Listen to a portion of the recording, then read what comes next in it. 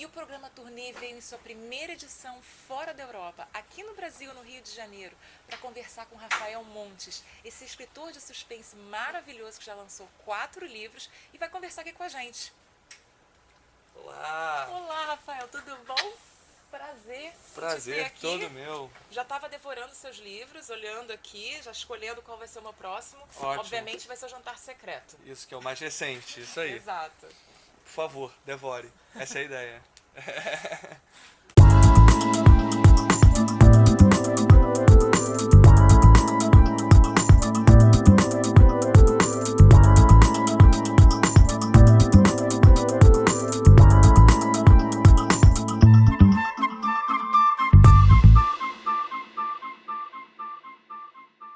Muito obrigada, Rafael, por estar aqui com a gente Prazer no programa Turnê. todo meu.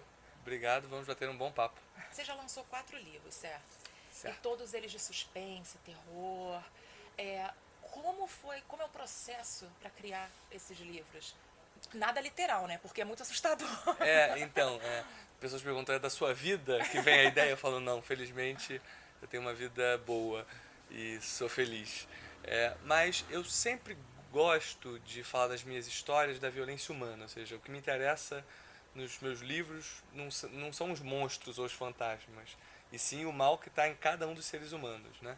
Então o que eu faço em geral nas minhas histórias é pegar pessoas normais e pessoas que em tese são normais, né? Que não existe pessoa normal, mas enfim, pegar pessoas normais e levar a situações extraordinárias, anormais, em que elas são obrigadas então a praticar uma espécie de violência. Mas como é que você faz esse estudo da personalidade humana? Você olha pessoas que você conhece, pessoas na rua, como é esse estudo que você faz?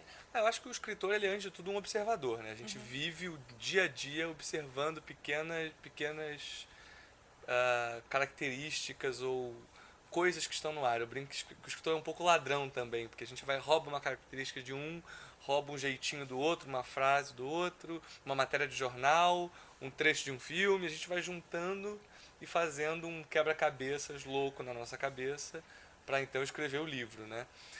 Então eu me inspiro muito, às vezes, em alguma história que eu li no jornal que foi muito chocante.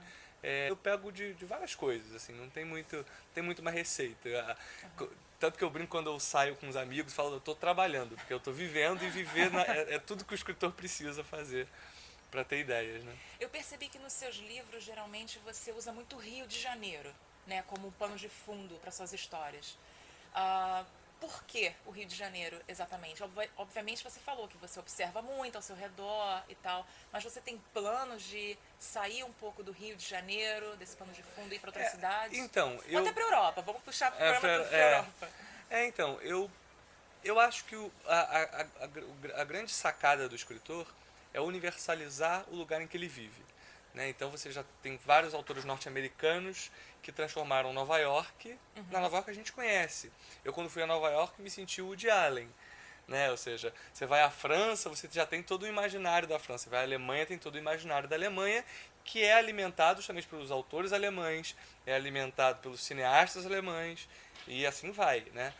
E eu sinto muita falta disso no Brasil, ou seja, de uma literatura ou de um cinema que alimentem o imaginário do que é o Brasil, mas ser fora dos clichês do carnaval, do Sim. futebol, da mulher gostosa, ou seja, que vá para um pouco além disso, mostrar que Copacabana também é um pouco parte do mundo, é o que eu tento fazer.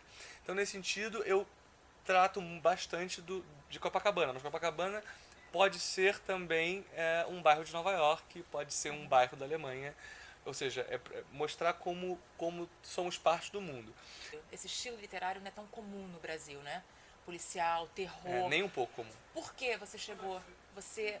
Praticamente, você se especializou nessa área.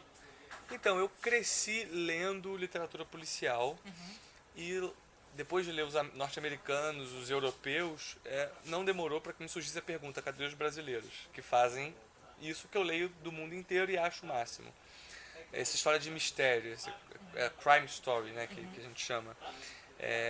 E eu não encontrei, aliás, não encontrei, encontrei pequenas manifestações de literatura policial ao longo da história da literatura brasileira. Então você tem o Luiz Lopes Coelho, que foi o primeiro autor policial, depois você tem o Rubem Fonseca, o Luiz Alfredo Garcia Rosa, são alguns autores que se dedicaram a fazer literatura policial, mas você não tem uma escola como você tem, por exemplo, na Alemanha, na França. Inglaterra. Você vai na Inglaterra, você encontra um setor de literatura policial. Aqui no máximo você tem uma estante de literatura policial. Tá mudando. Tá mudando. Você já tá com 4 livros. Então, já estou começando a ocupar uma estante, né? E aí eu comecei... por que isso não acontece? Então eu comecei a fazer uma literatura policial que dialogasse, eu acho, com o que tem sido feito no mundo, sabe? Eu tentei entrar ocupar esse espaço do autor brasileiro policial. Então suas maiores influências, por causa do seu estilo literário, vem mais da Europa. Da Europa.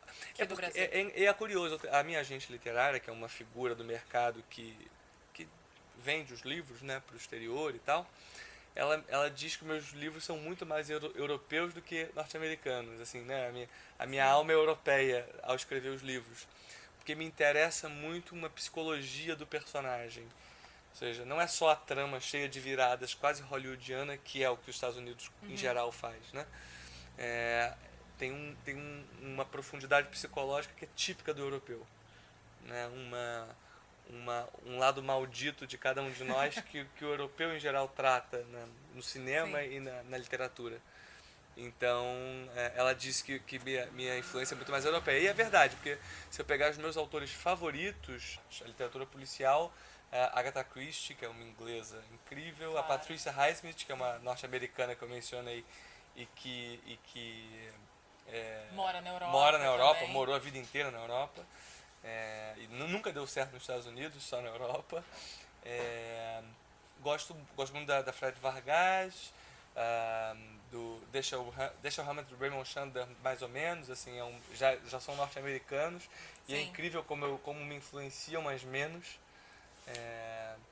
E no cinema eu gosto muito de Tarantino, dos irmãos Coen e do Haneke, do Sim. Michel Haneke, que é um cineasta que faz uma violência muito sutil e gráfica ao mesmo tempo. Esses três cineastas fazem histórias que são violentas, mas sutis.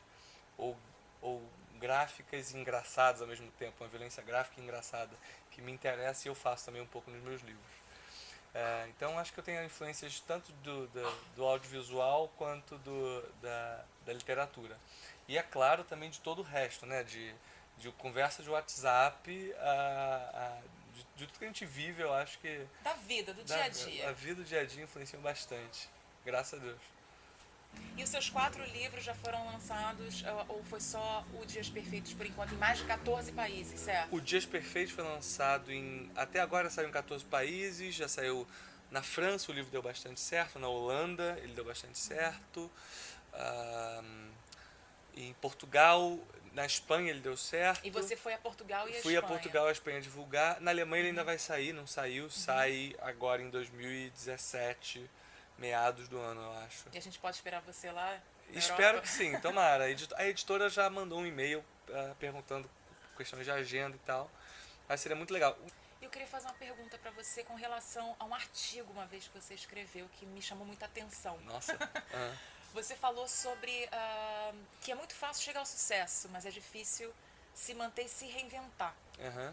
E aquilo me chamou muita atenção porque para um escritor é um pouco difícil se reinventar se você principalmente dá tão certo em um estilo literário. Na verdade O que você chama de se reinventar como escritor? Indo contra o que eu disse, eu não acho que é muito fácil chegar ao sucesso, não, tá? Pra começar, eu acho bem difícil chegar ao sucesso. Acho que envolve 1000 fatores, como sorte, trabalho, talento, oportunidade, lugar certo, hora certa, enfim, 1000 fatores para chegar ao sucesso. Mas o que é curioso é que depois que você chega alcança alguma repercussão, você já tem todas as conexões para se manter ali. E é muito tentador você fazer mais do mesmo para se manter ali. Né? Ou seja, eu escrevi Dias Perfeitos, que foi um livro que deu muito certo, e eu sei escrever mais 10 livros que causam nos leitores a mesma sensação que o Dias Perfeitos causa. Mas seria estar numa rede de proteção, Mas né? seria estar num lugar muito confortável para Sim. mim e ao mesmo tempo desconfortável. Porque para fazer a mesma coisa eu seria advogado e faria petição para sempre, né? Que é a minha formação. Então, quando eu fui escrever o meu livro seguinte, foi o Jantar Secreto, que eu acabei de lançar, Sim. foi um livro muito curioso, na verdade, porque eu mandava para as pessoas antes de publicar e alguns falavam, você tem certeza que você vai publicar isso? Você não tem medo de acabar com a sua carreira? Porque é muito diferente do anterior e é muito mais Ele trata de um tema super forte, Ele é né? sobre canibalismo, exato. canibalismo gourmet. Então são pessoas pagando fortunas para comer a melhor iguaria de todos os tempos, qual seja a carne do ser humano. Então é um livro polêmico e que cutuca muitas questões, eu Sim. acho. Mas eu acho que esse desafio de não se acomodar no que já é fácil é um desafio para qualquer pessoa, na verdade, não só para o escritor ou para o artista. Eu acho que o engenheiro tem que buscar se reinventar. Né?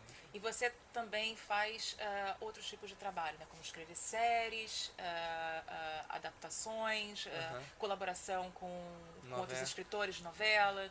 Como é esse trabalho? Então, para mim foi um caminho muito natural, porque eu me enxergo mais como contador de histórias do que como escritor. Ou seja, para mim o livro serve como plataforma para eu contar uma história que eu quero contar e defender um ponto que eu quero defender, mas também o cinema serve como plataforma e a televisão também, ainda que sejam os três muito distintos. Ou seja, tem histórias, quando eu tenho a ideia eu falo, isso é um filme, não é um livro. Isso é um livro, não é uma série. Então, o escritor, quando tem a ideia, ele também, a minha impressão é que dá para você ter a sensação do que aquilo deve virar antes de você começar a trabalhar na história.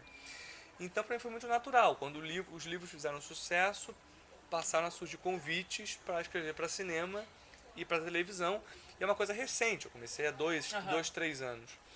Mas nesse tempo, e nunca fiz curso disso, né? Eu falei, vou aprender como eu aprendi a escrever livros, na marra, tendo que fazer. Logo de início eu entrei numa equipe de série, de uma série chamada Espinosa, baseado num livro policial. Sim, de um canal a cabo brasileiro. De um canal a cabo brasileiro. E escrevi a série em equipe, eram todos roteiristas experientes, e eu era o experiente em literatura policial, mas não em roteiro. Então foi ótimo, que eu aprendi e acrescentei, foi uma troca. Depois eu passei a fazer séries na Globo, fiz uma série chamada Supermax, que agora vai ter uma versão hispânica da série. Ah, sim. É super legal. Depois colaborei numa novela chamada Regra do Jogo, com o João Manuel Carneiro. Enfim, continuo fazendo. Sempre bom. É o que a gente falou antes de sair um pouco da comodidade, estar sempre no mesmo espaço. Rafael, muitíssimo obrigada por estar aqui com a gente no nosso programa. Foi um prazer. E a gente espera na Europa agora, né? Por favor. O turnê veio pra cá. Isso, agora eu estarei lá. Agora a gente repete a dose quando eu estiver lá. Exatamente. Tá a gente quer te ver lançando os livros lá também. Ótimo, fechado. Obrigada. Vai ser um prazer. Obrigada, sucesso sempre. Pra nós. Valeu.